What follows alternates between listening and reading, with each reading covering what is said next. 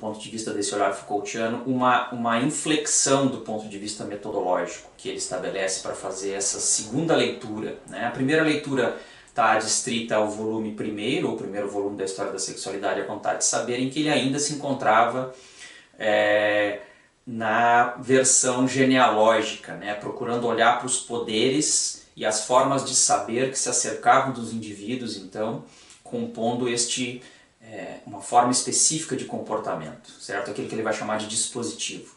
Na História da Sexualidade 2 e 3, mais especificamente, o Foucault faz uma virada, né? Compõe uma virada metodológica, porque ele então passa a falar mais especificamente de processos de subjetivação. Tanto é que essa terceira e última fase da obra Foucaultiana é conhecida como a fase do cuidado de si, dos estudos do cuidado de si ou dos processos de subjetivação. O que significa isso? Em História da Sexualidade 2 e 3, o cuidado de si e o uso dos prazeres, Foucault desenvolve toda uma analítica da questão do sexo, buscando nos gregos as formas pelas quais os gregos então administraram essa relação consigo mesmos. Ou seja, há como pano de fundo aí nessa perspectiva Foucaultiana, nesta última fase, a tentativa de descobrir a forma pela qual os indivíduos, e ele busca isso nos gregos, a forma pela qual esses indivíduos constituíram mecanismos de chegar à verdade sobre si mesmos. Ou seja, a relação que eles estabelecem com a questão do sexo tem a ver não só com o sexo em si, mas necessariamente com um caminho que poderia levar os gregos, então esses cidadãos gregos, né, os homens conscientes da cidade grega, a poderem estabelecer formas de controle sobre a sua própria subjetividade. E aí é um transcurso bastante intenso que Foucault vai buscar para nos mostrar isso.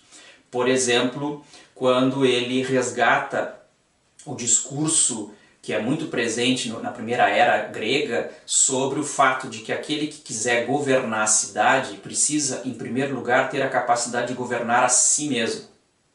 Ou seja, é preciso, em primeiro lugar, que o sujeito seja capaz de dominar os seus próprios impulsos, os seus próprios desejos.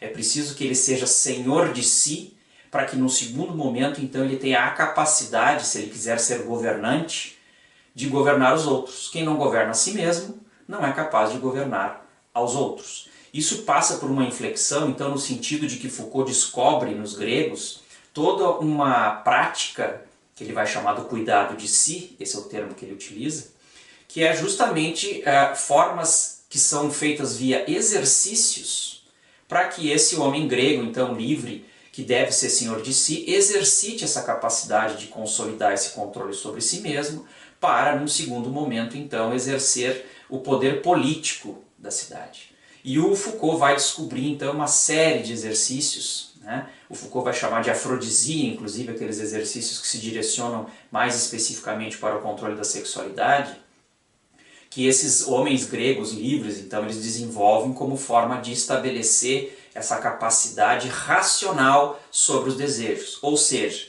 para os gregos, o controle da sexualidade passa necessariamente por uma perspectiva que Foucault vai chamar de uma perspectiva administrativa e não jurídica. O que significa isso?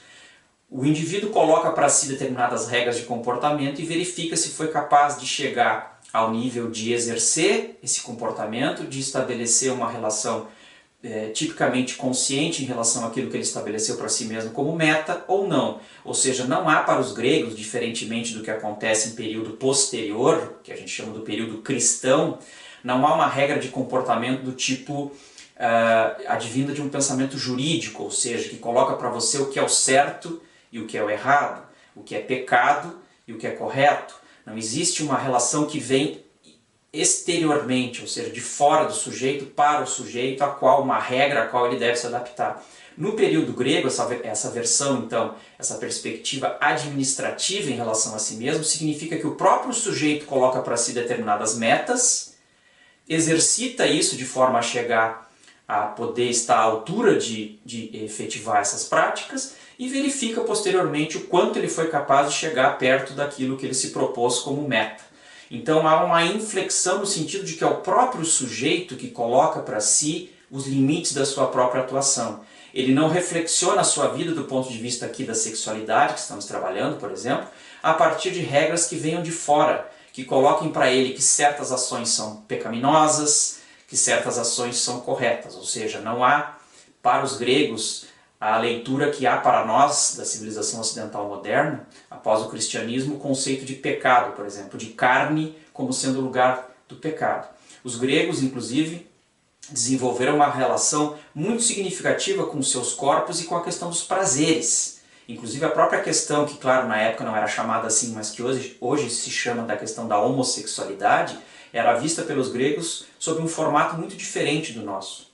A homossexualidade, assim como é chamada hoje, para os gregos era permitida, obviamente que a partir de algumas regras, mas ela era permitida, ou seja, pensemos então que os gregos há muitos séculos atrás tinham uma leitura sobre o sexo e a própria sexualidade humana de um modo muito diferente, de um modo muito mais aberto, inclusive, daquele que depois, no período posterior, a partir do cristianismo, nós passamos a ter e desenvolver sobre os nossos corpos, que inclusive passaram a ser lidos como lugar do pecado. Para os gregos não havia essa perspectiva, então o corpo era um lugar a ser vislumbrado, toda uma leitura, toda uma cultura do cuidado de si, que não via a priori o corpo como lugar do pecado, como um lugar negativo, mas uma instância a ser utilizada. Inclusive os gregos desenvolveram uma série de práticas do ponto de vista do desenvolvimento da sua sexualidade, da sua sensualidade. Então percebe-se que é uma cultura que tinha uma leitura muito diferenciada daquela que posteriormente passou a ser feita por outros dispositivos.